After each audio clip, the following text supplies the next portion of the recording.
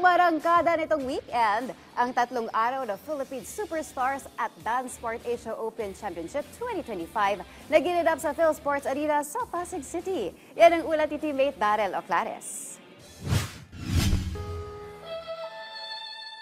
Nagpakitang gilas ang mga amateur at professional dance sport athletes mula sa Pilipinas at sa mga bansa sa Asia sa isinagawang tatlong araw na Philippine Superstars and Dance Sport Asia Open Championship 2025 sa PhilSports Arena sa Pasig City. Mula sa juvenile, junior, youth at adult category, nagtagisan ng mga mananayaw sa solo at pair events ng standard at Latin dances. Kabilang dito ang long-time national team dance sport couple na sina Sean Mishka Aranar at Ana Nuwala Aranar na bagamat unang salang pa lamang ngayong taon, itinanghal agad na kampiyon para sa Open Asian Adult Standard at sa Standard Grade A. Sa panayam ng PTV Sports sa multi-SEA Games gold medalist na sina Sean at Ana, kumpiyansa sila na magandang performance ang pinakita nila sa kompetisyon. Actually, nice experience siya kasi alam namin prepared kami going to this day. Kumbaga, yung preparation since first comp, so talagang pinag-prepare namin. But syempre, nakakapagod pa rin talaga, but we are happy with our performance. Ito yung first comp namin of the year and napasubo kami kasi 5 rounds siya.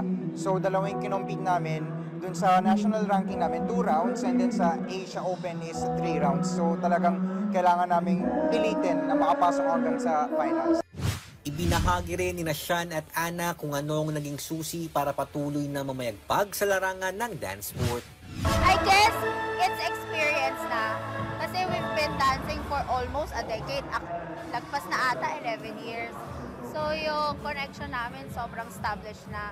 Nagsasayaw kami, masaya kami, malungkot kami, galit kami, lahat na andyan. So ganun lang talaga, tuloy-tuloy lang. Pinofocus namin yung technical quality talaga.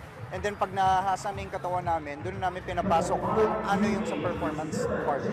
Para sa amin, very important yung base training talaga, technical qualities. Samantala, naging matagumpay ang prestiyosong kompetisyon na ito dahil na rin sa pagtutulungan ng World Dance Sport Federation, Dance Sport Asia, Philippine Olympic Committee, Philippine Sports Commission, at ng Philippine Dance Sport Federation sa pamumuno ng Pangulo na si Rebecca Becky Garcia. To all our dance sport athletes, keep on dancing, just share all the passion for dancing. Sa patuloy na pag-usbong ng dance sport sa mundo ng palakasan, hindi rin tumitigil ang kanilang panawagan na dumating ang panahon na makasama rin ang dance sport sa Olympics. Darrell Oclares para sa Atletang Pilipino, para sa Bagong Pilipinas.